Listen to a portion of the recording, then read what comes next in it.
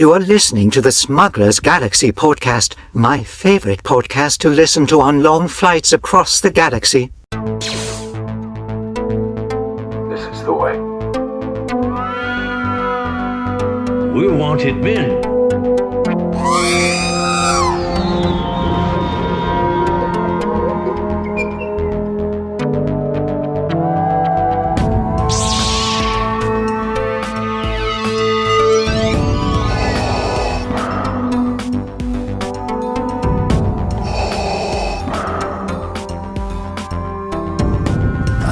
Spoken.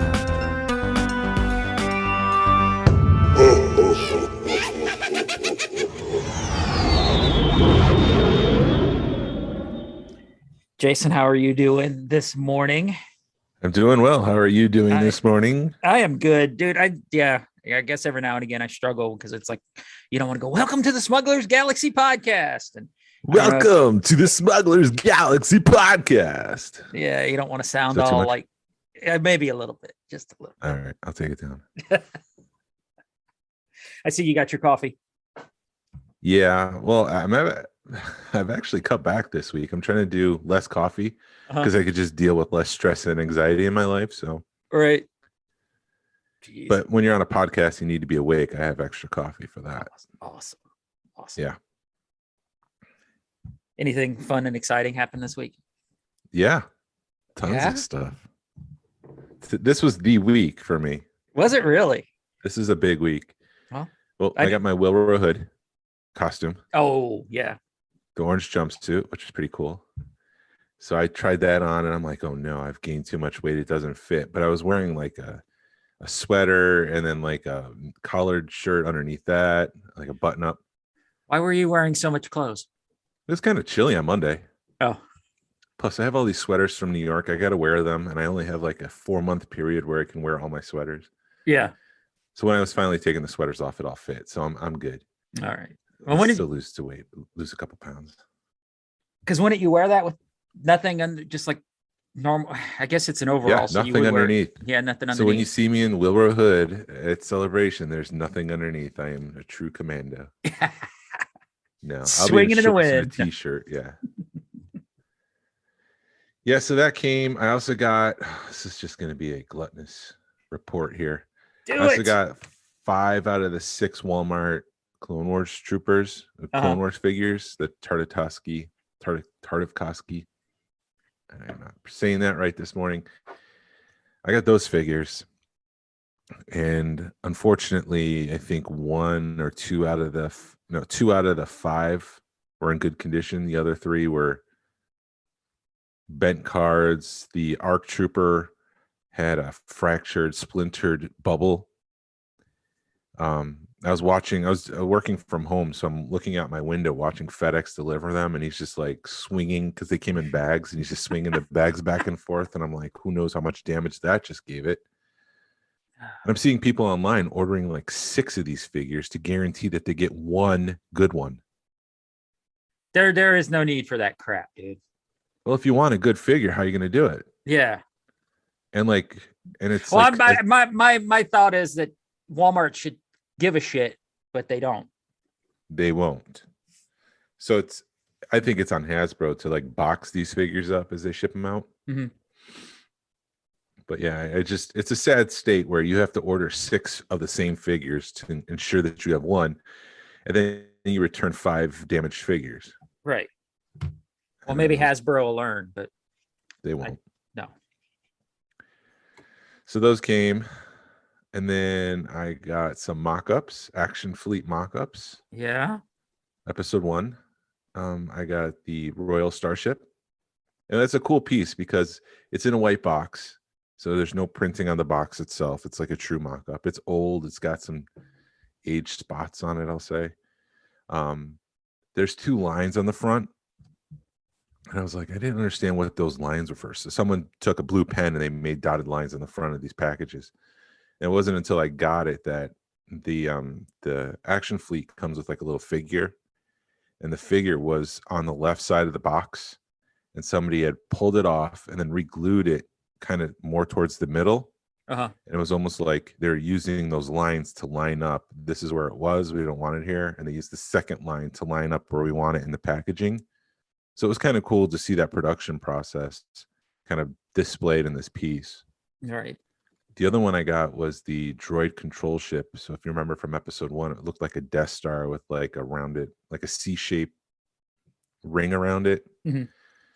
I got that as an action fleet. The only note on the back is to clean up the texturing. And so I went online to try to find one to buy. And I didn't realize that those were the two rare ones to get. Like those came out at the end of the episode 1 line. And so those are the tough ones to get, where you have to spend a couple $100 to buy those in the box. That sucks. I didn't realize that stuff got that expensive. Yeah, those are the rare ones, unfortunately. And of course, I probably won't be able to find one. There's like nothing on eBay right now, and I didn't find any of the closed sales. So I have no clue how rare those are. Mm-hmm. I would You're imagine supposed to know everything about Action Fleet, man. I'm sorry, man. I'm sorry. I'm just going to close down this show.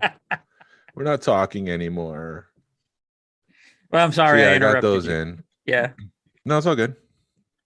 So I got those in, and those are pretty cool. I was also afraid because I was opening the box. I'm like, this smells like cigarette smoke. Holy crap. I was afraid that they were like in a smokehouse, smoke-filled house for 20 years. Because, I mean, episode 1 is what, 22 years ago or something like that? But it just ended up being the boxes that they were shipped in smelled like cigarette smoke. I hate when that happens. Yeah, the boxes themselves, the Action Fleet, do not smell like cigarette smoke. That's good. And you actually shared some stuff on those in the chat, because like the notes or whatever are photocopied, which you found out were okay. Yeah, I messaged Anthony Pagano, who's the guy who knows a lot about the pre-production and the Hasbro production, and I asked him, these are photocopied, the notes on the back, the sign off. And he said that's not a red flag. He's seen multiple items with photocopies like that. So it's probably just like saving time. And, instead of having to write something out 3 or 4 times, you just make a photocopy of it. Yeah. Which is awesome because, Which is awesome. Well, yeah. No. Sorry. Which is good for me because I got an Action Fleet thing with the photocopied on the back of it. And I was like, I thought it was fake. And I was like, I kind of, chalk it up to, whatever. You're going to get ripped off, quote unquote, whipped off at least once in the hobby.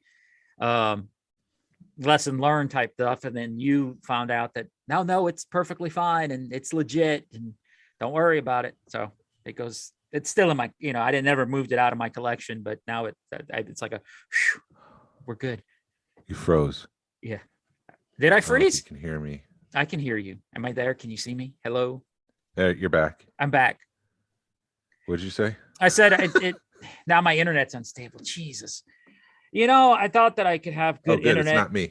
No, it's my internet. Let me fix that because You streaming anything? I don't know. I don't know if my wife's upstairs. I know she was watching Big Brother, but I don't think that was on streaming, but she may be streaming something. Mother. Okay, there we go. I keep forgetting that I do my all my stuff on my phone is through my fingerprint, so I don't remember passwords. And when a password comes up, I freak out, and then it's like, "Oh, give me your fingerprint, and you're good." But anyway, I don't know how much got cut out, but I was talking about how my stuff was good because crap. Hold on, let me get this prioritized device. There we go. I was scared of it being a fake. But then when you did your research, I realized it wasn't a fake. And I didn't even think about doing research because it was only $100. It was aggravating, but I didn't even think of reaching out to people to see if it was real or not. So now it's like, it's real. If you ever want to sell that piece, let me know. I know. I don't know if I will. Because it's got a Wampa in it, damn it. Yeah. I'd be interested to know if they're what stage it's like. Are those hard copies? They can't be hard copies, but are they first shots? What are what's inside of them? Right. Because it even has like the instructions or the warning labels or whatever in the bottom of the bubble. So if I don't think they're hard copy or first shots or whatever, I think it's like one step away from being production, or they were putting everything together to say this is what a production piece is going to look like. Right. The cardboard. I think everything else is production, and then the cardboard's the part that's the pre-production stuff. But you pick anything else fun up? Yeah. Yeah. It's not over yet. It's not over yet. Yeah, I brought in my other display case, and I put that next to the other one, and I filled it with vintage. I got all the vintage around my room, and I put it all in this one display case. I have more vintage than I thought. A lot of the figures are beaters, but I do think that I want to concentrate on trying to replace the beaters with something more less beatied, I guess, more well-loved. Yes. I saw like a Rebel Endor Rebel Trooper for like $30 with a blaster, and I'm like, that's not a bad price. I might pick that up. So I might try to do like once a month, try to get something. That's cool. You're gonna have to with the way prices are going. Yeah, so I brought in that case was like much heavier than the first one. We were all like, what the heck was in that case? Mm-hmm. Which is weird because I had to saw out part of it to make that vent to go underneath it. So it's like less weight in theory than the first one. I don't know. Anyways. But I also got a first shot Salacious Crumb, 1983. Oh, dumb. Ah! Yeah. That's a big one, dude. I made a deal a while ago for that one. And because of COVID, because of Omicron, it was delayed in getting to me. It was also coming from overseas. I didn't want to make any announcements because I don't need anybody hanging out at my house waiting to pick that up. So yeah, that finally came, and it's a cool piece. And I didn't realize before that Salacious Crumb has numbers on the back. Uh-huh. On the back of his neck, 1 through 7. This one is number 5. So I went out and I found a number 5 at that last toy show at Powder Springs. Uh-huh. AVT had one, and so I picked up one of those. So I was able to put the production version of that same first shot next to the first shot itself. He's got a big N on his stomach. He doesn't have a tail. And so I'm comparing the two, and I'm looking at them, and it does look like there's more detail. Like the details are better in the first shot than they are in the production run, but I don't know if it's my brain, matrixing things and trying to convince myself that there's more detail there than there really is. Right. I do know there's a ton more detail in a hard copy than there is anything else because of the process. Yeah, this wasn't supposed to be a hard copy. It was supposed to be a first shot that was acquired from a Kenner employee, and it's got the sprue between his feet, which is kind of cool. Yeah, that is cool. It's also got the remnant of like where his head was touching the sprue at the top. Like there's just a little piece of plastic up there too. So it's kind of cool. Awesome. No, it's not kind of cool. It is freaking cool. I'm so passive with my language sometimes. It's like it may be cool. I don't know, but no, it is pretty freaking cool. Not, dude. You need to, yeah, because not many people can say they have a first shot vintage Kenner in their collection because those things are hard to come by. Yeah, and I was told, I don't know how accurate this is. There's less than the number of fingers on your hand, like for the Salacious Crumb. I don't know if that's true or not, which would mean there's like only 5 first shots. Again, I don't know if that's true. That's just what I was told. Yeah, I believe it. Repeating it, but yeah, it's awesome, and it's kind of weird because he is an accessory, but he's also a character that they released, and like he's an accessory to Jabba the Hutt. You would buy the Jabba the Hutt, but it's like, do I have a character first shot or do I have an accessory first shot? How do you classify that? Well, he's definitely a character, but he's also an accessory to Jabba the Hutt. Yeah. However your brain needs to work it out, man. That's what he's a character to me. I guess that's all that matters, right? Exactly. You love him. I love him.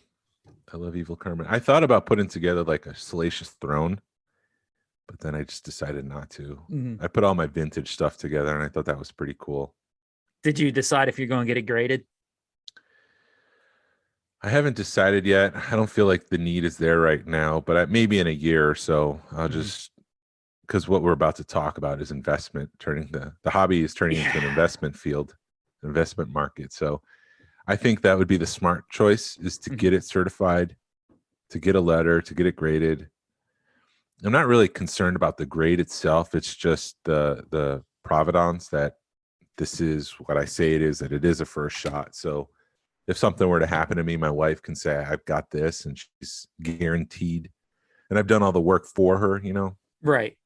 She's guaranteed to be able to make the sale. I've been talking a lot. Do you have it? What did you get this week? I haven't gotten anything officially yet, but my Mandy found some bootleg ceramics that I'm waiting to come in, that she found them, I guess, on OfferUp, that they were like from 2 months ago. Yeah. And one was a Jabba, and one was a which one was the other one? Maybe an Ewok. And then the other one was the Vader one, which I have a ton of Vaders, but the Vaders are sort of like my kryptonite, because it's sort of like my Wampas. I want to army build those. And if I've got a price point, if I can find a Vader, ceramic Vader for like 20-30 bucks, I pick it up. I don't even care what it looks like, just so that I can, army build them. I've got like, this would be my fourth one. And then I've got a, Vader mug, and then I've got like a Vader head, which I can't explain it. I don't understand it, but I think that's it. I haven't really, I'm kind of, what else? No, I got the slides. So we know about the slides. I talked about those. I talked about the 3PO unproduced micro collection, because I got that last weekend. I picked that up from TK this week. And then they were doing at their AVT live sale, they were doing like this thing that, they had stuff for cheap. If you made a claim, they did like stuff for like dirt cheap, like $5. One of the things that kind of killed me, because I already have them all from Justin, but they did a bunch of Galactic Heroes prototypes for like $5 a piece. And I'm just sitting there going, damn it, I already have them all. But they had a like Shadows of the Empire, like 10 collector 10 with like some metal cards in it. Yeah. That it was sealed, but it was from the 90s. So I'm like, screw it. And I opened it. I picked up one of those for like $5, and it's some cool little metal cards, a nice little tin. The cards are metal and they're in plastic and stuff. And I don't know where the art is from. I'm assuming it's from either the comic book or a comic cover or whatever, but they had, had a Boba Fett, had the Chewbacca. I'm going by memory because they're upstairs and I only looked at them once, but oh yeah, that was cool. And then my wife picked me up some, Back to the Future. They did a Back to the Future animated run of toys of, little figures. She picked up a couple of those off of one of her sites that she finds, because she, she'll ask me, because at least I know what she should be paying for them. And I think she paid like $12 for 3 of them, because I'm like, they're $12 a piece. And then it came with one of the McDonald's toys, the DeLorean, which I was like, sweet, that wasn't in the ad, but I will take that too. So I've got a little decent McDonald's run of Back to the Future toys going. Nice. Yeah. So I'm waiting on those ceramics. I hope they make it. And then I'm waiting on Toylanta, man. Yeah. Hoping, that's in 2 weeks. So I'm hoping stuff will happen. I'm trying to make stuff kind of happen beforehand, trying to make some deals happen, because I know certain people are coming, and I've been trying to reach out to them to see if, I can make a deal before. And it's just not been, hasn't worked in my favor yet. You bring up a good point. I know we don't want to talk about Celebration or the Halcyon, because the numbers of our people that downloaded the show last week are horrible. But I might try to reach out to a couple of people before Celebration and say, hey, if you're bringing this, let me know. Yeah. Or hey, bring this because I want it. Yeah. Huh?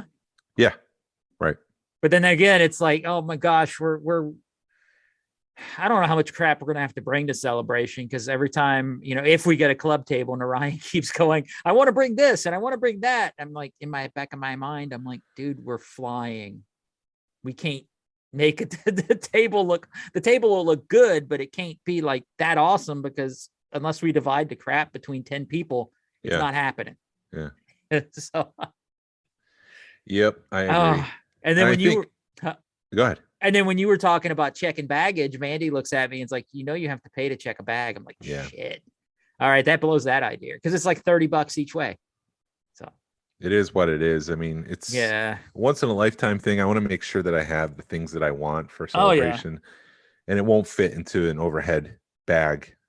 I gotta bring it. So I guess we'll see. I gotta, because I think even when you got to get everything approved through Lucasfilm. I don't know 100% yet, so I don't even know if that banner would be good.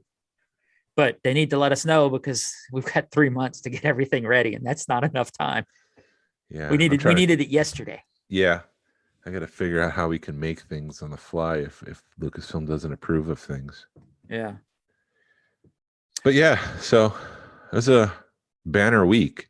Yeah. I got to be man. careful because at the first of the year we were talking about our collecting goals, and I said I wanted more vehicles, but I've been more specific and say I want more micro machine vehicles because I got Action Fleet now.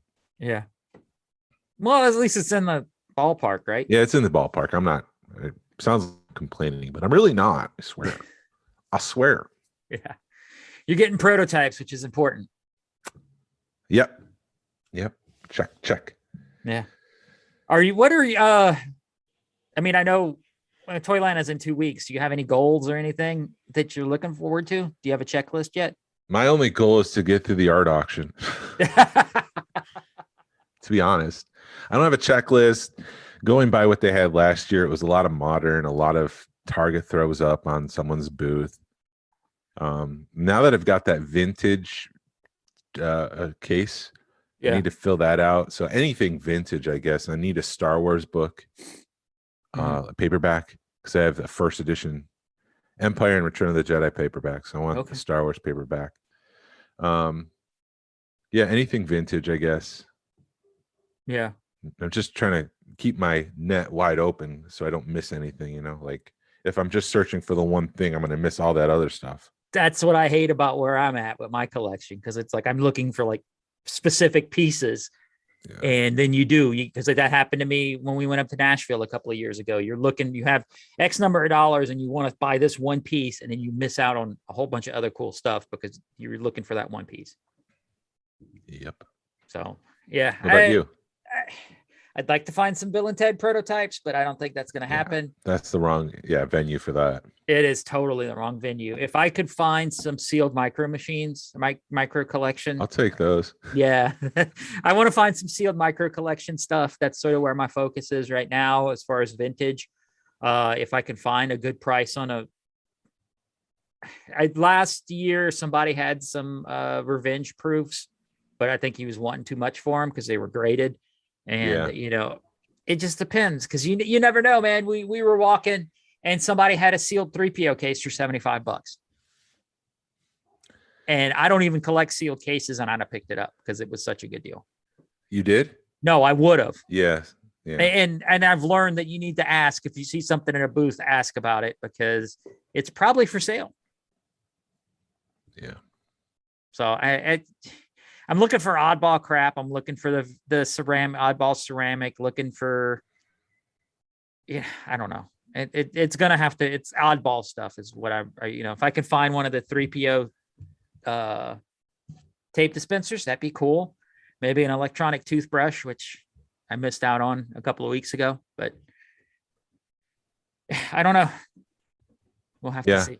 I'm in the same boat. I just go hang out, see what's going on, survive the toy auction. The art auction. Art auction, sorry. The toy auction. Why don't you say what the art auction is for people that are listening that don't know what it is?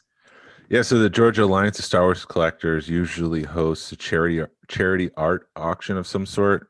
A couple of years ago, right before COVID, I think it was Justin put together an art auction with the Darth Vader cases. Yes. Which turned out to be a lot to ship, right? Yeah, it was. Well, with COVID, we had to end up doing, because that's the year Toylanta was canceled. So we ended up doing virtually. And it ended up running, I think, for like $50 a piece to ship. So it ate into the, people had to be willing to pay that extra $50 for something to ship because it was not easy. Because they're nice, and it's not like a normal Vader case where you could have just thrown it in a box and don't care what happened. Not, if it gets banged around, it's no big deal. But these, you wanted to take the extra steps. Yep. So this year, to kind of help with that shipping aspect, we've decided to do like an 11 by 14 canvases, and we've asked artists to paint something inspired by an action figure, a vintage Star Wars action figure. And I tried to limit them to doing so there's only one Darth Vader piece, so there's only one Chewbacca piece. there's only one Salacious Crumb piece. Like there's only one piece per figure, so there's not like 4 different Darth Vaders that are competing. And so it's an art auction to benefit the Children's Health Care of Atlanta. All the proceeds will go to that. It'll start March 18th and go through the 20th. We have art from Tim Thiel, RJ Owls, Richard Wadsworth, Stu Kesselman, Jeremiah, I'm blanking his last name. He's a big artist. Hold on, I don't know. Artistic. Pantoja. Yeah. Yeah, so him. We might have someone else who might be doing something with duct tape. I'm not sure yet. We're just gonna play around. But yeah, that'll be online. It'll be like Deal or No Deal. So I'll post a photo, and you just up the bid. And then we'll probably have to do something like if a bid comes in at 15 minutes at close, we'll extend it for another 5 minutes or something like that. Yeah. Just so everyone has a fair opportunity, and then it just cools off after that. So I think that's what we're going to have to do, but it'll start on the 18th. It's an event outside of it's an event outside of the Georgia Alliance of Star Wars Collectors. So you don't need to be part of the Georgia Alliance. We'll have a QR code at our booth at Toylanta. So you scan that QR code, it'll take you to the event page, and you could bid there at our event page. We're going to do everything online. If you're out of town, we just ask that you cover shipping, because everything else is going to be going towards CHOA. And so it should be easy to ship because it is just a canvas. Yeah. It shouldn't be too much more than $5. I don't think so. I'd probably say 10 to 15 because you gotta, we're gonna take time with it and make sure it's packaged right. So I would assume like $15 on the safe side. Safe side is that. I have a bunch of bubble wrap from things that I've gotten over the years, so I'll be able to recycle that. Hopefully that'll help cut down costs and awesome and whatever. But yeah, so I have the art pieces. We have about 10 so far. I think we'll get 11 or 12. We're releasing one a day on the Georgia Alliance page. So if you're not part of that group, sign up, join us. It's just great to be part of the conversation. And yeah, that's the art auction. Yeah, it should be fun. I hope to survive it. I don't think it'll be too bad. I mean, what are you doing Sunday at whatever time it closes? Are you going to be at Toylanta? Or are you going to be? I know you've got family stuff going on Saturday night. Family stuff Saturday night, yeah. Okay, but you'll be there all the rest of the weekend. I hope so. Yeah. Awesome. I got to buy my tickets. No, you don't. We're supposed to get at least 2 tickets for the club table, and with all the work you're putting in, one's got your name on it. All right. So we'll have I have the tripods. I've got the art. We'll just have to make sure we take both because those are my wife's tripods or tripods. Easels. Oh man, hold on. Let me take another swig of this coffee. Yeah. Well, now that we've kind of we're talking about toy shows and stuff, let me just run over the list of all of the toy shows that are going to be in the area. Well, let me do the toy show chant. Toy show. Toy show. So, like we said, March 18th through 20th is Toylanta. That's in Marietta, Georgia. We will be hosting the Georgia Alliance will be hosting a toy swap Saturday night. Atlanta Vintage Toys are presenting it. They have a space that they're going to let us use to host it. So that'll be March 19th from 7 to probably around 10. It may end earlier. I don't see it going till 10 because it ended kind of soon last time, but we'll see. Joe Fest is June 25th in Augusta. We've got, is that right? Hold on. I don't know. Because let me look that up. Because I'm looking at one show that's the same weekend as Joe Fest, which, June 24th through 26th is Joe Fest. That's a bummer. Sorry. I'm just putting 2 and 2 together because there's another. Okay, so Joe Fest and Heroes Con. Heroes Con is a show in Charlotte, which I really enjoyed over the years. They haven't had it for the past couple of years. They're the same weekend, which that really bums me out because I really wanted to go to Heroes Con this year. And go. You don't have to go to Joe Fest. I know, but Joe Fest is I don't know. The Heroes Con costs a lot more money because it's in Charlotte. Which one had better items? Joe Fest. Heroes Con is like a good mix between an art show, comic show, and toy show, collectible show. But Joe Fest is like all collectibles. You go to Joe Fest on Saturday and Hero Fest on Sunday? Oh, Charlotte's about a 5-hour drive. That's 4 from here. 4 from me. Oh, is it? But 4? I don't know from Joe Fest how far it is, because that's down south. Yeah. It's like southwest. That's a bummer, man. Anyway, sorry. Legion Con by our buddy Chris Hamer in Smyrna is August 20th. We've got the Conyers Toy Show. Our buddy Dutch puts that on. It's finally back after a couple of years. That's in Conyers, December 4th at the American Legion Hall. Of course, Celebration is May 26th through the 29th in Anaheim. And then the Powder Springs show is going to be April 2nd in Powder Springs at Swap. And be looking at that because Martin just released some stuff. I think he's going to start limiting it to 60 people because it's getting out of hand. I think. Really? Not out of hand. It's 60 vendors. Okay. Because wasn't it getting like way crazy last time? Yeah, I'm trying to. I don't think you have more than 60 though at that last one. Okay. I don't know. I think he's just trying to keep it under control, especially, the weather's getting nice and the word's getting out. So look up his. Probably by the help of the Smugglers Galaxy podcast, promoting it every 2 months. Yes. So it starts April. So it's like every other month. So it's April 2nd, then May. Yeah. Then June, August, then October, then December. 2nd, I guess it's the first Saturday of the month. Yes. But first Saturday of the month, every other month. So it's a fun show to go to. Yeah. But that's our toy show news. Ba-dum-bum. Lots of money to spend. Yeah, oh my dude, August is gonna suck for us because it's hot. No, humid. No. Well, April. Is it April? Oh no, it's August. I don't know. Yes, sorry. Because we're planning it's gonna be the Powder Springs show. Then it's gonna be the toy crawl. Then it's gonna be Legion Con. So 3 weekends in a row, we're going to have toy stuff to do. It's going to be awesome, but my God, it's going to be expensive. Yeah. Well, if you choose to spend money, it's going to be expensive. Yeah, but yeah. And then there's another show, another Legion Con that Martin's putting on in the Gwinnett area, but I couldn't find the information on that. But when I get it, I'll share it with you guys. Started digging through those $5 bins like you suggested, and like the hobby's kind of shifted. Yeah, it's tough to find the deals now in those $5 bins. Most of that stuff is just beater stuff. Mm-hmm. Most people didn't care, they were just digging through, if they find a beater or whatever, or one that they throw it in a $5 bin. And now people are starting. I think people are learning about the variants, so it's harder to find one in a $5 bin. Yeah, people are starting to get educated about it. Right. Because the hobby's changing a little bit. Gosh. It all started when Disney bought them. Yeah, it did.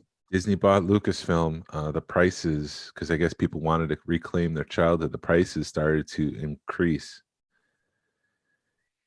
Yeah, it went from when I first started collecting 8-9 years ago, you were able to find a figure for $1. If you were paying $10 for a figure, why am I paying? That was a lot of money.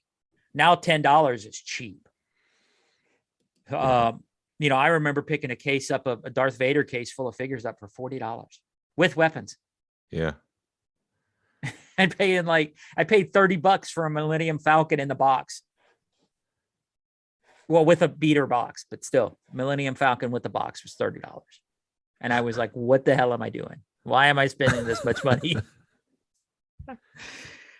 So yeah, I wish I could go back in time and tell myself just buy, because at that point, what I was doing was you buy a collection and pick out what you wanted and then flip the rest to make your money back. And I was still able to give people killer deals because, you were getting stuff at good rates. And looking at 2015 here. Uh-huh. Oh, this vintage action figure. What is this site? I don't even know if this is accurate, but like Star Wars Darth Vader 12 back AFA 85 unpunched was selling for $3,700 in 2013. And that's when Disney bought him in 2013. So this is like right after Disney bought him. Yeah, and I'm trying to see if I can Right. find one on Hank's Darth Vader 12 back. They've got enough. Well, yeah. There we go. There's a 12 back right now. How much was it? This is a 12 back A Darth Vader. Uh-huh. 3,700. That's not right. What is it at Hakes? Well, there's a Palatoy and it's only at $500, which it's a 70 plus, but there's a B graded AFA 85 and it's at 22 with 11 days left. Oh, so that's kind of surprising. Yeah. I mean, they've got a 12 back A Han Solo for 1,500, 19 bids in December 3rd, 2013. I mean, this website could be nothing. Yeah, I don't get that. That number seems low. Luke Skywalker action figure, 12 back, 12A, AFA 80, $1,000. Well, now, C. huh? 12 back C Luke Skywalker, AFA 80, 969. Okay. That was because they're a 12 back B right now at Hank's is 35. 3,500? Yeah, with 11 days left. Yeah, A 12 back B, hold on. 12 back B is at 3,500. 7 bids, 12 days left. So there is 9 years later, there's an increase there. Let's see, AFA 12 back A Stormtrooper AFA 80, $625. If I Man. turn back time, Yeah, no fooling. I would buy one of those. White footer, 12 back A Luke Skywalker 80 AFA 60, 70, 85, $650. And that's 2013 again. Oh. I'm looking at this Darth Vader Palatoy. Why is it only at $500 with no bids? And now I see on eBay right now, AFA 90, 12 back Death Squad Commander. They're asking $1,500. Yeah. Or $15,000. Excuse me. There's a difference. Yeah, 1,500,000. That's a lot. That's a big difference, dude. Yeah, there's a 12 back a Ben Kenobi. If a full 85's $12,000 on eBay. Yeah. That seems overpriced though. Well, that's a straight 85. That's people pay for that. Yeah. Yeah. People want to invest. Yep. And that's the shift in the hobby right now, is that these were just toys that were supposed to be played with. They weren't supposed to last more than 4 years. And here we're pushing almost 45 years. And people are collecting them for investment. Yeah.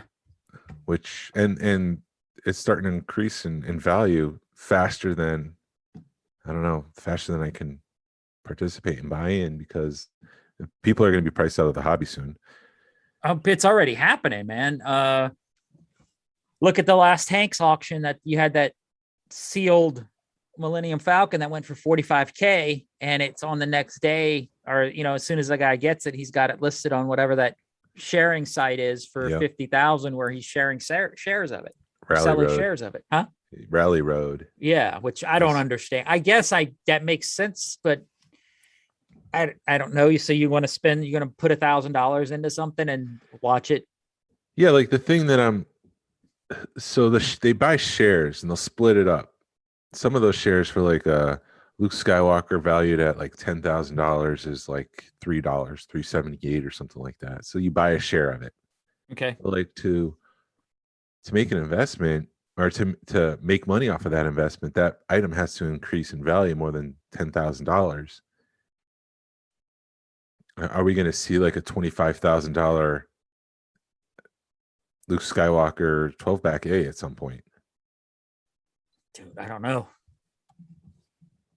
And If all the this- price, if it keeps rising, we probably will. That's insane. And so now's the time to buy this stuff up before, I guess, before it's outrageous and completely out of hand. I don't even know. You have to, yeah, I don't even, I can't buy anything right now for $10,000. No, I would hate to be getting into this hobby right now Yeah. because it's going to cost somebody a lot of money to a complete 92 run is almost unobtainable right now. Yeah. I was listening to David Quinn. Obviously, that's where we're getting all this information. David Quinn and Matt George were talking about all this stuff with Hakes, and they were filling in some of the backstory about Rally Road and stuff like that, and came to the conclusion that I'm only going to focus on Return of the Jedi card backs. So if I ever buy something going forward, they're plentiful. They're not outrageously expensive. So I think it's easier to access a Return of the Jedi card back, and I'd be fine with that. I'm okay with that. And then I just want open. I'm not chasing. These are toys that were played with. So I just want the toy and the accessory. I don't need perfect, they're going to have scuff marks. It's not worth it to me. I just want to have one of each. And so just to have one of each will be fine by me. Right. So I've kind of shifted where I'm thinking. When I first started out collecting, that's not right. I guess a couple of years ago, 15 years ago, I decided that it would be nice to have the Star Wars on cards, stuff like that. But there's no way I can participate with the prices that they are right now. And so I think I just need to figure out how I'm going to build a collection. I think the best way is to get well-loved figures with accessories, complete, and Return of the Jedi card backs. And I'd be happy with that. So, yeah, I think even Return of the Jedi is right now. I mean, it's been a minute since I priced them, but last time I looked, they're running around the $100, weren't they? Yeah, which is better than $12,000. Well, and the thing is all it takes is one person to notice something or one person to say, "Oh, I can't." Like what they were bringing up is, people have been priced out of the 12 backs, so now all of a sudden the 20As, which are the free Boba Fett offer, that's sort of been the hot button. Yeah. And those cards were going for a few $100s. Now they're hitting $1,000 pretty regularly, which blows my mind. But whatever, you could buy a 12 back for $1,000 a couple of years ago, is what they were saying. Yeah. If you watch your money. So yeah, it's like, what's driving the value of these things? Is it the nostalgia? Is it the Bitcoin warriors trying to invest into something more materialistic? I don't know.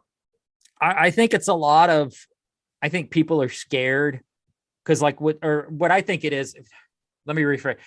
What I think's going on is people like tangible stuff. They like being able to point at something and going, this is my investment, versus like a stock where if a computer crashes, you have nothing. You can show a piece of paper, but you can't show, you can't have a room full of stuff. Yeah, but at the same time, this plastic is going to degrade and disintegrate at some point. I mean, we see it on fuzzing on some of the characters. And so you're investing $10,000 in something that's eventually just going to turn to dust. Yeah. Just naturally turn to dust. Dude, that's what scares me. I was talking to one guy at a Toylanta, and he was like, I hope to get rid of all these GI Joes before the ban breaks, because once the ban breaks, I mean, these are men on card GI Joes. And he's like, once the ban breaks, these things are basically worthless. Yeah. You're talking about the rubber band inside of them that kind of helps their flexibility and movement, right? Yeah. Yeah. So because it does degrade. They do dry out, the rubber bands. And they just turn to dust. Yeah, some of this stuff is scary when because I mean, even though we're collectors, you're thinking about it it's like 90% nostalgia and maybe like 10% collecting, whereas other people are like 100%. I mean, I'm sorry, investing. Which you've got to have a little bit of a mindset of being an investor in some of this stuff because it does get expensive really fast. Yeah. But it does. I don't want to say investors are ruining the hobby, but I think they kind of, I don't want to be that cruel, but they're not helping because you do have something, all of a sudden stuff's coming through the roof because people are like, oh, this is an investment piece, or, like it's somebody will buy a early bird certificate sealed and, that thing's going, something that you could get for relatively or is obtainable. Now, all of a sudden it's not obtainable because you have people that want to invest in the piece and they've got the money. It's sort of, they got the money to push people around. It's like when you're playing poker, and you have the one guy that has kicked everybody's butt throughout the game. Yeah. And he's got the biggest stash, so he can just push you around. Yeah. And that's it. It's happening in Star Wars, and that kind of sucks because you do have the person that could bid people up and win the piece. So yeah, that's interesting because, I know you don't want to say. I think it's more the outside investors coming in, and disrupting things for the first-time collector, the people who are passionate and love Star Wars, not the people who see, oh, this is an item for investing in, and I'll turn around and make $20,000 one day. But you got the Hasbro retro collection that's got the same look and feel. Is that a good alternative if you can't afford Luke Skywalker at an open Luke Skywalker at $200? Maybe you can get the retro collection Luke Skywalker. Like, is that a good substitute? It depends on what kind of collector you are. I think some people, they do feel that is a good substitute, or it's a good, placeholder till you can afford a Luke Skywalker. But I mean, when those came out, I was kind of hoping that it would help level out the vintage line, and it didn't.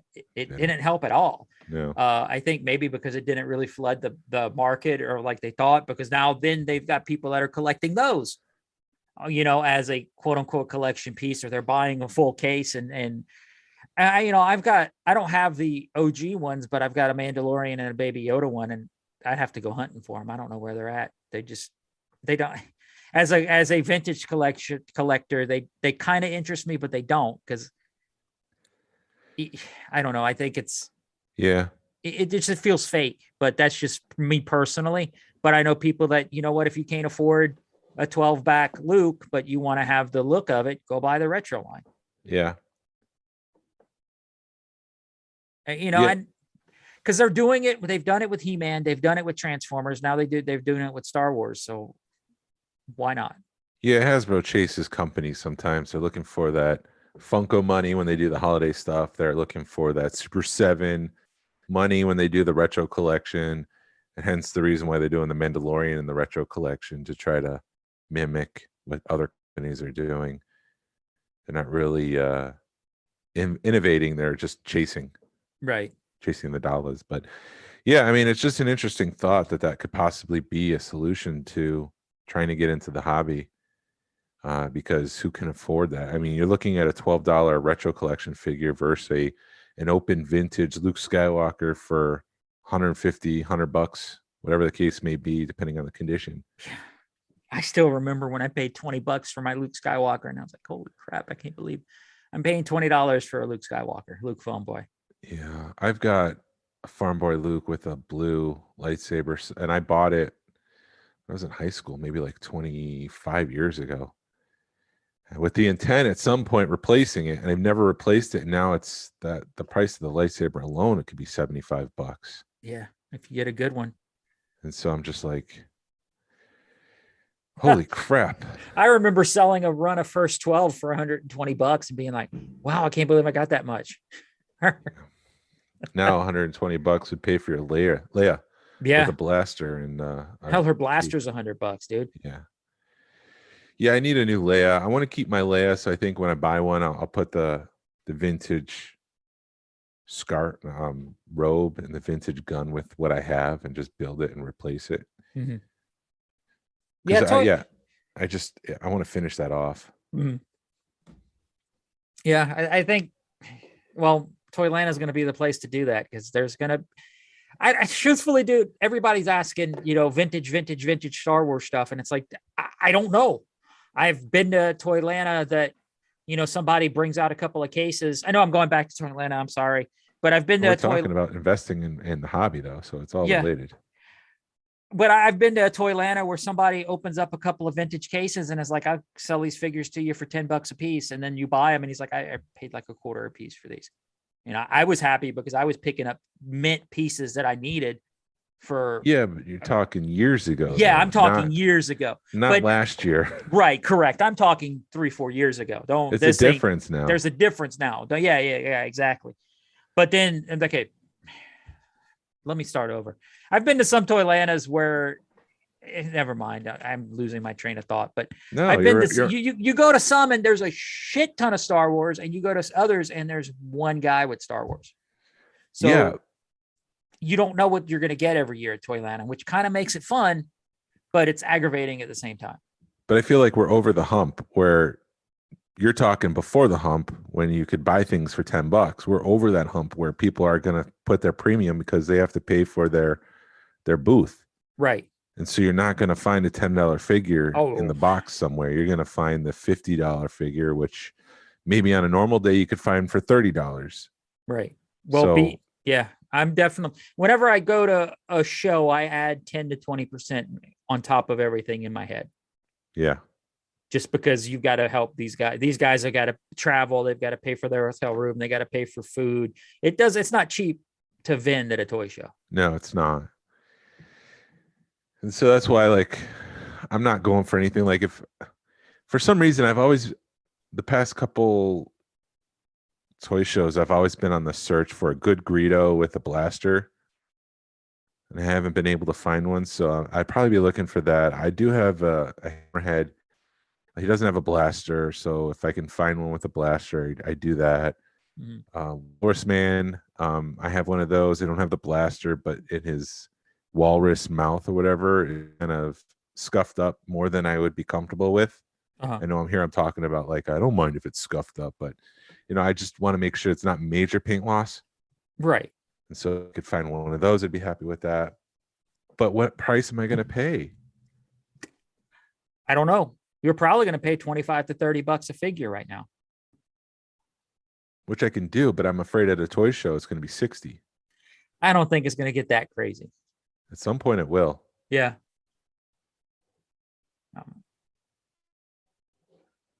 Come on. I want to see something. See all you want. Bro, I'm looking at something. Are you putting up another YouTube video? Yes, totally. No, I'm looking at I'm just looking at prices because I've people are sharing stuff and I'm looking to see what people are marking their stuff at. And you're looking, the cheapest figure is $25, but these are complete figures for $25 to $50, depending on what they are. And they look good from what I could see. Yeah. Which right now that's a good deal for these figures. I think are a fair deal. So if everybody's going to keep in that line, you're going to get a good figure for $30 to $40 at Toylanta. $30-$40. It's a tough thing to buy. I remember up in Nashville, there was a well-loved cabinet, $50. Like all the figures in this cabinet were $50, and these are not mint figures. And I'm like, this is insane. Jesus. Yeah. I'm going to keep my mouth shut about my opinion of that. So I'm going to keep my mouth shut. So, yeah, I don't know what to, anyways, it's getting expensive. I don't know what to do in the hobby. I guess I've already answered my question. It's just to complete my loose run and then to just get Return of the Jedi carded. I think the low hanging fruit would be General Madine on card. Yeah. Well, I mean, the best thing at some point. The best thing I could tell somebody who's new in the hobby is just spend what you're comfortable. Don't go into credit card debt over this. Yeah, but we're not talking about them. We're talking about the investment. It's like the hobby has shifted into the investment market. and I don't know what to say about that because Which is great if you have pieces, because at some point you'll be able to retire. Right. And then that's another thing. It's like you talk to some guys and they're like, it's time for me to get out, or it's time for me, like you did, to sell all your, well, you didn't, Jordan did, sell all the TVC stuff, or you sold all your comic books. I mean, I've got a short box of comics that I'm thinking, I mean, I'm not going to get a lot of money for them, but if I can get $50 out of them, I'd be happy, because they're all freaking Death of Superman stuff, stuff. I have those. Yeah. Stuff that you're like, oh yeah, this will be great. And everybody collected them, just like Power of the Force 2. But I'm like, if I can, go ahead. If I can make $50 off the short box, I'd be happy. But I don't know. I have this one comic series called The Stuff of Legend, which is like a dark version of Toy Story. Where these toys kind of go into a dark world to save their, for lack of a better term, Andy from a dark wizard kind of thing. And Disney bought the rights to the comic. And I'm like, this is going to pop. I'm going to have the first edition. I'm going to have this and that. And Disney never did anything with it. And now it's just like sitting there. Well, that's sort of like the whole thing that it sounds like what Dave Filoni wanted to do with Disneyland or Disney World, do a night at the museum, but make it Disney World. Jon Favreau, sorry. Which it still might happen, but we'll see. Yeah. There's reports this week about him and his deal with The Mandalorian, and there's a reason probably why he wrote every single episode of Book of Boba Fett. He's getting cash reward for the success of this Mandoverse. Yeah. Which is good for him. Yeah. We have to do not a retrospect, but like a culmination of every episode of the Boba Fett. The Boba Fett show, without going too much into detail. Yeah. I think we do, just to kind of see how things are. We need to rewatch it. Yeah. I don't know. I need to, because I got feelings, and I don't really, I mean, we could spend a couple of minutes on it, because I think. No, we'll save it. We need topics. Cool. Yeah, we'll save it, because I have a, yeah. Yeah, don't do it all right now, and then we'll have nothing next week to talk about, or the week after. That's what sucks about freaking Book of Boba Fett. You're just like, we had all these great topics. We had like 6 weeks where we didn't have to worry about topics, and now we're like, crap, we got to think of topics again. No, we'll be fine. Like this week. Yeah. We're good. And then we got Toylanta, and then we'll have a Toylanta. What do you plan on Toylanta? Do you plan on doing interviews out there? I don't know. Well, I mean, what we could do at Toylanta is we can almost do a live show at Toylanta with the Tascam, because that thing records awesome. Just kind of set up at the club table one day. Do it live. We're doing it live. Yeah. Screw it. We're doing it live. We're doing it live. Yeah, I don't know. We'll see. Yeah. I don't. Yeah, if that show's running a little late that week, please excuse us, because Toylanta kicks our asses. It's awesome, but it's a go weekend, because we've got stuff going on. It's like every night. We try to turn it into like a little mini celebration, because there's stuff going on every week, and we got people coming into town that's going to want to see our collections, and yeah, we're going to be busy that weekend. But yeah. I love it. I love Toylanta, dude. It is. I look forward to it every year.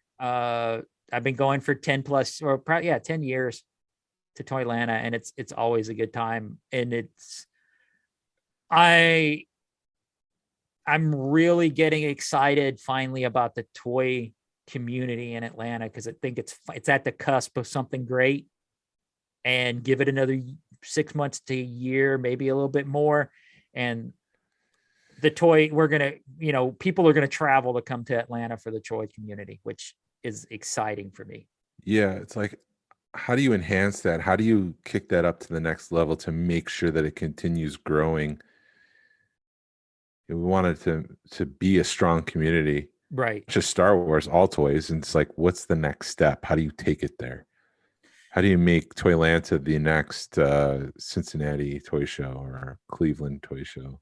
I don't know. I think the issue with Ohio is it's got so much lore, that Atlanta doesn't have because of it being Kenner country. And people travel there to hope to find a first shot in a $5 bin. You're not going to find that. And peeps. you're not going to find that right now, because when I told that, I joked with the guy when we were up there. He's like, "Why'd you come up here?" I said, "Because I want to find a rocket firing Fed." He goes, "You and every other person that walks through that freaking door." Yeah. So yeah, It's not happening. it's not going to happen, but the lure is there. The stuff's up there, but, and I say this with love, Cincinnati, people know what the professionals up there in Cincinnati have that city locked down. I say it with love, but they know, Yeah. Yeah. I know what you're saying. There's an organized Yes.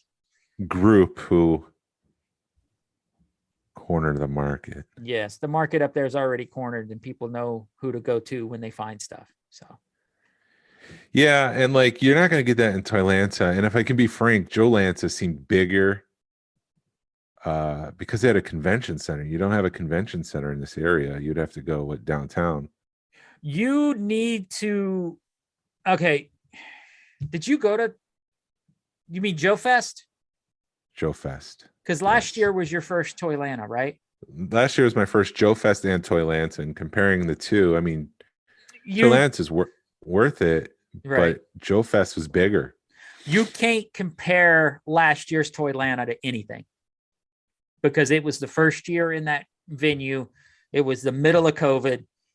The venue wasn't prepared. I don't think they knew what they were doing in that venue yet. I'm looking forward to this year because, it's the second year in the venue. I think the venue dropped the ball because, from my understanding, a week before Toylanta started, the venue's like, okay, we don't have bathrooms. We don't have a bar. We don't have this. We've only got 5 people. We don't have staff. And Toylanta's like, we've had this booked for a year. And they're like, sorry, there's nothing we can do about it. Yeah, but it's just a hotel ballroom. Like, there's a limit to what you can do. And then they go downstairs, obviously, but you can't grow beyond what's available there. Like, it felt like Joe Fest was bigger. They had a whole convention floor. Yeah, that's right. Yeah. And I know when I've talked to Toylanta, they were trying to keep it that feel of a hotel ballroom, because you can have rooms and stuff there. Maybe they need to move to a convention. I mean, I think there's a Cobb Civic Center, if they want to stay in Cobb County, that they could probably host it at, which would be very similar to Joe Fest. But do they want to lose that feel that they have? Because you do have a certain feel when you're in a hotel ballroom versus a convention center. And I don't know if that's, I know the parking was an issue, because a lot of places they were going to want to pay to park, and they wanted to keep it free parking. Then maybe they'll change it in a couple of years. I don't know. I don't know if the Cobb Civic Center, if that's what it's even called. I know where it's at. I know roughly where it's at. I don't know if it's free parking or not. I don't know if it's close to hotels. That may be an issue, but you would think that there'd be hotels down there. Yeah, I don't know. I don't know. That's where I work down there. Do you work I should know. Yeah. Pay attention next time. I drive by it, but I see the sign. I kind of drive around it. So I don't know. Yeah. But I know there's a couple of quick trips, and there's stuff around there. You could make it work, but we're armchair quarterbacks. We don't know what Toylanta wants to do. It's still, I mean, if they want to grow, that's what I'd do. I'd look for a convention center. But like I said, I don't know what they want. Because it was held in the Marriott for years until they grew out the Marriott and moved it to the one in Cobb County. Yep. I don't know, but I do have an interesting. Just think about this, and this is totally, the World Congress Center is building a hotel right now on World Congress Center property. Where's World Congress Center? That's over by the Georgia Dome or the Mercedes-Benz Dome or whatever. It's downtown. It's the major convention center for Georgia. Oh, okay. In my mind, I'm like, once they get the hotel built, will Lucasfilm or Repop look at them? Because if they do a celebration in Atlanta, Yeah. I'd lose my freaking mind.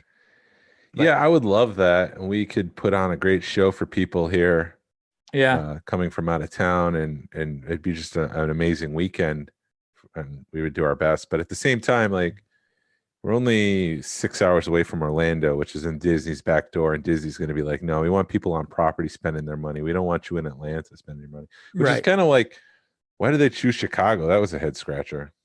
Yeah, I don't know. The nice thing, huh? Go ahead.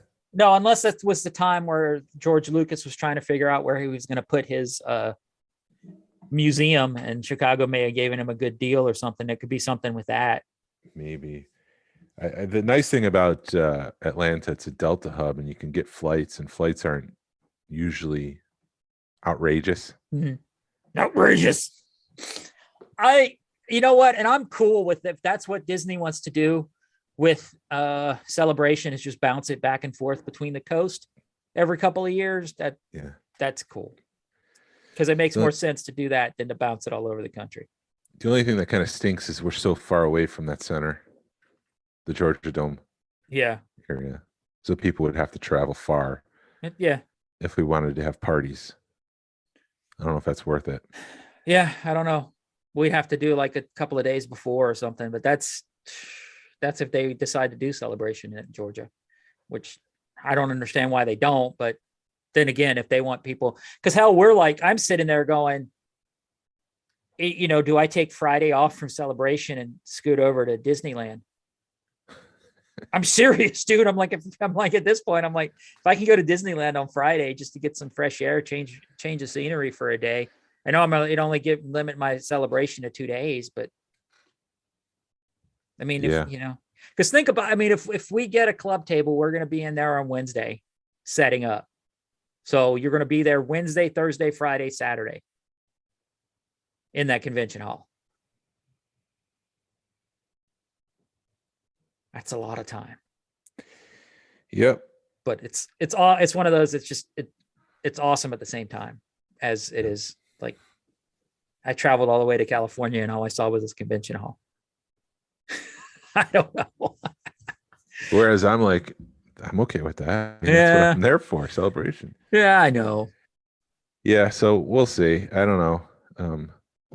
I also want to be interested. I'm interested to hear any of our listeners, if they want to write in to let us know what they think about the hobby right now, what their take on.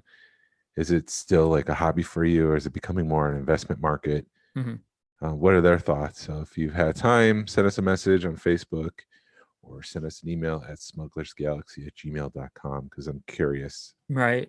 I'm curious to learn.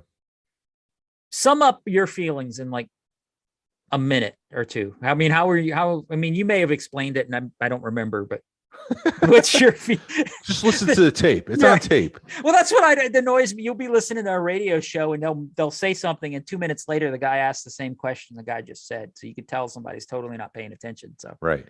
But 2-3 minutes, just what are your feelings? Or what are you as a collector? Where's your mind going? As a collector, I have to shift what I'm focusing on. And as great as it would be to have like the vintage Star Wars first release stuff, that's just not going to happen for me. Not unless I hit the lottery sometime soon. And then I invest all that money in another 12 lotteries, and I hit those. Yeah. I mean, that's the only way I feel like I could afford that stuff. So I'm kind of priced out, and that's okay. So I just need to shift. I don't need, and I guess that's my thought, is that I just need to shift because it is becoming an investment. It's part of the reason why I got Salacious now. Right. I thought it was a risk for me. Like, I don't do risks like this. I don't take financial risks. I don't, and he's an accessory. Like, that's part of the reason why I was bringing it up. Is he an accessory? Is he a character? Because what the hell did I buy? I don't know. I loved it, which is why I bought it. You bought a piece that you love that Yes. could potentially turn into an investment piece. Right. And I'm looking like 20 years down the road kind of Yes. investment. Like, at some point I probably will let it go, but I'm not looking to let it go in the next 20 years. Well, if somebody offers you triple what you paid for it, you'd be like an idiot not to take it. Well, then I guess I'm an idiot. Yeah, I know. I've got numbers on everything. And I'm sort of in the same boat. I'm thankful that I got in on a bottom floor 10 years ago and I got some good deals along the way, and I had a lot of help getting my collection to where it's at. And I appreciate everybody that helped me to get it to where it's at, because I would, you'd work good deals with people. But yeah, you do have to shift as. I don't know why I didn't think about this. Yeah. Can we pause for 2 minutes while I go? I have a price guide from the 90s. Okay. Which had all the vintage stuff. Yeah, go for it. Hold on. Yeah. All right. Sorry. Oh, you're good, dude. I completely forgot that I had this book, and we're trying to wrap up, but I'm going back to the pricing and how things have increased. And so this is available like at Barnes & Noble or Walden Books back in the day. Star Wars Super Collector's Wish Book, written by Jeffrey Carlton. I'm trying to find a publication date. 2002. That's all Power of the Force. Yeah, where's Han Solo heavy assault rifle and blaster, green card with picture, new bubble, $8. Was that Power of the Force stuff, or was that? Yeah, it's the Power of the Force stuff, which is kind of funny to look at. They have all the weapons, vintage weapons. Let's see, a Yoda snake, which is $50. What the hell is it? This is riveting. Yoda snake orange, $8. Yoda snake brown, $14. Yoda stick, $5. So that's just on the weapon, on the accessories. Accessories, yeah. Snice noodles, microphone, $7. Which, oh Jesus, that's like one. I don't even want to know what the price is on those right now. Boba Fett pistol. Boba Fett pistol in 2002, $5. I remember selling a lot of weapons for $5 because I was a freaking dumbass, because I was offering the lot for like $70 and it had a bunch of weapons with it. And some guy goes, "How much you want for the weapons?" And I said, $5. Let's look at the big one, Leia blaster. It's not here. Oh, it's a Princess Leia. Princess Leia pistol. $6. Oh my goodness. Vinyl cape Leia, $5. Yep, I mean those are way back in the day. But let me look at the carded stuff. So this is again 2000. Ooh, multi-packs. Let's see. The most expensive multi-pack back then is the 3-pack Darth Vader, Death Squad Commander, and Stormtrooper. For $800. Please, oh please, oh please, can I buy some more? These are the vintage stuff here. So let me go back to 12 backs, Return of the Jedi, Power of the Force. Oh, I think it's all skip. It's all like yeah. So what I'm looking at here is Han Solo large head, Han Solo small head, 12 Star Wars pack. So they're not differentiating between different card backs, 12 back A, 12 back B, the case may be, but they're saying $680 for a large head and a $670 for a small head. Where's Boba Fett? Jawa 12 back plastic cape, $2,750. 2002. 2,700 is what you're saying? Yep, for 12 back Jawa plastic cape. Oh, that's in the box, in the mint on card. Mint on card, $2,750. And then fuck. Anyway, sorry.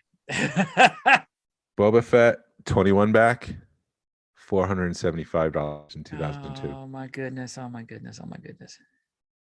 What are some of the other big ones? Boba Fett loose, it's just saying $45. Which, yeah, they're all right. I'm gonna look. Yak face, yeah, dude. Lobot, Power Droid, Snaggletooth. Yak Face weapon included Power of the Force packaging 2,179. So 27 with on a card. Yak Face weapon not included 1,995. On a card. Those are on cards, yeah. All right, just at AFA graded 80 plus Boba Fett is $300 on Hanks right now. Mm-hmm. Well, there's one that's 85 for 400. Jesus. And then the kicker, Kenner droid figures, Boba Fett, on card $1,085. That's 2002. That's a 10,000 plus piece right now. Yeah. Dude, I swear like 3-4 years ago, you could have got that for like $3K. Now it's 10. Probably. Arcade games. They even include those. Atari Empire Strikes Back, the arcade game for $1,100. Jeez. The sit-down Star Wars case to $2,200. They have prints in here. It's kind of crazy. They even have celebration badges. Huh. All access Bulba for $133. That seems a lot for today's price. For just the celebration badge? Yeah, all access to Bulba. And they wanted $180 for it? $133. What do I know? No, I wouldn't want that. But I don't collect celebration badges. How much is the Sigma stuff now? Dude, that stuff's blowing my mind. I saw there's a C-3PO in a turret, in a Hoth turret music box. I saw that went for like between $2 and $250 on Deal or No Deal, which I think I paid $20 for mine with the box. I don't see that here. I'm seeing Chewbacca, Vader, Jabba, and Yoda. What are they? Are they Chewbacca? There's a Sigma piece. It's ceramic. Okay. Chewbacca's $30. Darth Vader's $125. Jabba's $27, and Yoda's $40. I think the figures, because they made like figures, little like 4 or 5 inch figures. I think those are going for around $30, $30 to $50, depending on which one you get. And then like the music boxes have gotten crazy. I've got a Sigma frame, Darth Vader frame. I have no clue what that's going for. I think I paid $10 for it. I'm sure that's up $50 to $100 right now. That stuff's climbed so much. I'm really considering it. It's one of those things where you're looking at it going, I could sell that and make money, but I love the ceramic stuff. So I don't want to sell it. Bubble bath. You have bubble bath stuff here? I don't have I think my wife has a Ewok bubble bath, a Wicket. Let's see, the Ewok Wicket, the Ewok figural bottle. I guess that's it. Yeah, $12. Oh, geez. Chewbacca, which I almost bought for like $50, is $12. Yeah, those are going, but yeah, 50 would be probably about right, depending on the condition. Buttons. They have the where's the it's riveting podcasting, I know. Sorry, I'm just flipping through this thing. Oh, where are the vehicles? Vehicles. Because I just see the A-Wing. That's a calculator. That's not. There's a Tiger Electronics A-Wing calculator for $18 at one point. These are all the trading cards in here. Coins. Oh my God. Kenner coins. Boba Fett, $65. A-Wing pilot, $35. Well, Greedo's the tough one to find, right? I don't know. I don't know anything about he's coins. The tough one. Greedo is $102. Han Solo Rebel misspelling. I didn't know about that variant. I didn't, like I said, I don't follow coins because that's another rabbit hole I don't want to go down. Yeah. Han Solo Rebel 20, Han Solo Rebel Fighter 75, Han Solo Rebel Hero 65, Han Solo Rebel misspelling $250. Jeez. Like, yeah, looking at all these coins, sail barge $225, sail skiff is $250. $5, but like you can get to Warrock the Ewok $10. EV 99 $10. Emperor $12. Emperor Royal Guard $55. Bib for tuna. Wait, no, Boba Fett. Hold on. Boba Fett they're listing for $12. Bib Fortuna they're listing for $305. Those are the coins. Jeez, this is the gold Boba Fett. I know that one of the Boba Fett's go gold or something, and that's kind of the expensive one. No, cookie jars for $200. Jeez. I'm looking for vehicles. Oh, they have the episode 1 cups. You remember those? The toppers that you would get from Pizza Hut, Burger King, Taco Bell, and Yes. KFC. I have a story about that. My in-laws came over one day and they're poking around my collection, and it's like, okay, what are they doing? What are they looking for? And they're like, okay, cool, you don't have it. And next time I saw them, they had a Saboba cup topper. And I was like, Yeah. thanks. Those are going for like $4 back then. Yeah, I don't know what they paid for it. It's somewhere. I either have it in my closet, or it's some, I don't know where it's at. I need to Hey, Micro Machines. uh-oh. No, go ahead. Finish your. I need to clean out that closet because my daughter, I depends on what kind of mood I'm in as to what I call her. I love her to death, but anyway, you know how it is. It's your kid is acting up, but I love her, so don't take it the wrong way. I'm sorry. But anyway, she's got like 5 cases of books. She's like, I'm going to start a bookstore one day. So she's got 5 cases of books in my 5 totes full of books in my closet. And I'm like, I need to get rid of them so I can have storage. So I got to figure out how to get rid of them. Mm.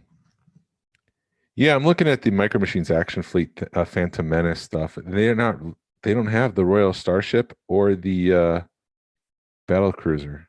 Huh. Or the droid control ship. Now that kind of right, there they are. They're down there. Okay, hold on. Yeah, now is $15 and $15 each. Yeah. Wow. Now that oh, you know what? What? Hasbro, they switched from Galoob to Hasbro midway through the episode 1 stuff. So maybe that's why you can't find it. So that must be, they continue the line, but they switched over for the Royal Starship, Sith Infiltrator, Trade Federation Droid Control Ship, and the Trade Federation Tank. They switch over from Galoob to Hasbro at that point. Do you think maybe that's why you can't find them? Yeah, that must be why they're more difficult to find, because Hasbro had just taken over. They probably had a low run of it or something. Yeah. Did the Naboo, that looks like it's vac sealed, right? Yeah, it's vac metalized. Vac metalized. Yeah. That's kind of cool. I didn't realize that. So that kind of makes it even more special in my mind. But anyways, I'm still looking for the vehicles. Bear with me for just a few minutes. Oh, they even have the Pepsi cans here. Brazil, Australia, France, Germany, Holland, Japan. Japan are cool because they had 2, like the top half is like Darth Maul. Like one can is the top half of Darth Maul, another can is the bottom half. They do that with Newt Gunray, Obi-Wan, Padme, R2, and Watto. Those are kind of cool. I've seen the Darth Maul one. That's really cool. Oh, the Jar Jar Binks lollipop where you squeeze it and his tongue comes out. Yes. $2. That's not creepy at all. No, I want to suck on Jar Jar's tongue. They have pewters. There's no vehicles. Where's the vehicles? This is not very all-encompassing. Oh, here we are. Here's the vehicles. All right. Let's see. Millennium Falcon Star Wars packaging, $375. Sonic Welded Star Wars packaging, Land Speeder, $575. Imperial Shuttle, Return of the Jedi. That's one that I want sealed. I don't know if I'll ever find that. It's $365 back in 2002. Wow. And that's sealed? That's sealed. Let's look at the A-Wing. A-Wing Fighter Droids packaging, $520. Wow. In 2002. That doesn't mean that people paid that price. That's just what they're putting the price on. Right. In all-terrain attack transport, Empire Strikes Back 289, Return of the Jedi 225. The Darth Vader TIE Fighter Star Wars with Collector Series sticker 225. What are some Tatooine Skiff Power of the Force packaging $580. Sandcrawler radio controlled Star Wars packaging $665. Please keep in mind that this is not factoring any grades. Yes. This is assuming that it's just in the box. Wow. What are some of the other big ones? Does it have the Falcon? Falcon and Slave One. Falcon and Slave One. The Falcon was $375 in Star Wars. Okay. Return of the Jedi packaging $185, and Empire Strikes Back $255. They even included a loose price of $95 in 2002. Jeez. And then you said Slave One. Empire Strikes Back packaging $185, loose is $58. Now you can't even touch it for a sealed one for under 1,000. No. People are selling open ones that have been used for $350 with the box and everything, and just yeah. They include some VHSs here, which are normally like $20. Uh-huh. They're really nothing special. They have video games here. I guess I'll just throw it. Shadows of the Empire for Nintendo, $65. That was the price of it when it came out. So there's nothing special there. Atari, which is made by Parker Brothers. This is $15. You've got your Return of the Jedi Death Star Battle Atari, $15. Jedi Arena, $15. Star Wars the Arcade Game Atari, which is, I guess, is a Sears exclusive, $15. And they're all straight 15 in the package. You're not going to find that now. Yeah. They have like, there's the droid's lightsaber. Let's see. $165. Lightsaber Star Wars Kenobi Vader packaging, $235. Electronic Return of the Jedi, $435. The other thing to keep in mind is that there's all these sub-markets that kind of grown out of the different variant card backs. So when we say something, people will learn there's a variant. And then they'll collect variants, but just variants. They'll collect country of origin or the packaging country of origin, I guess, for lack of a better term. So all these different subgrades. So when they throw out a number for Star Wars, that doesn't include all the other different variants that make things more rare. So yeah, that's a look through the looking glass of 2002 in prices, and I'm pretty sure we all know how much things have increased in value since then. Yeah. Sorry, there's a whole genealogy here for Micro Machines. I got distracted. We just totally lost Jason. Yeah. We found Micro Machines. Hey, talk for a while I read this. Now, this is pretty cool. This is good because I want to do I got to put a note there. They also have card backs here, but they kind of go through like the different card backs, 12-1, 12-2. I guess this is before they called them A and Bs. 12-1, 12-2, 12-3, 21, 22, 23, 27. The black sticker is no longer used under the yellow sticker. It's like crazy how detailed they go into card backs sometimes. But yeah, that's kind of cool. Yeah. I just that took an unexpected turn. Yes, it did. We just killed another 20 minutes of the podcast. All right. Should we wrap it up? Oh, unless you got something else you want to talk about, I think we can. No, I think we're good. We should save it for next week. Yeah. Well, thank you, everyone, for listening to this episode of the Smuggler's Galaxy podcast. If you could, please leave a 5-star review. We're going to be very specific with that. We need 5 stars. Anywhere you listen to this show, if it's allowed. It really helps us out. It helps with the algorithms, point people to our show. Follow us on social media. You can find Smugglers Galaxy on Facebook, Instagram, Twitter, and YouTube. Send us a message or email us. We love feedback, and we always love to make you part of the show. Our email is smugglersgalaxy@gmail.com. Thank you to Alfonso Riviera for the Smugglers Galaxy logo. And thank you to Levi Waterhouse for the music. Hasbro, please re-release VC66. Hashtag vote for your wallet. Make sure you find the... I just lost my train of thought because I'm going off script. Make sure you find the art auction on Facebook and participate. That'll be going live 18th through the 20th of March. Be a positive force in the collecting community. This is the way. This is the way.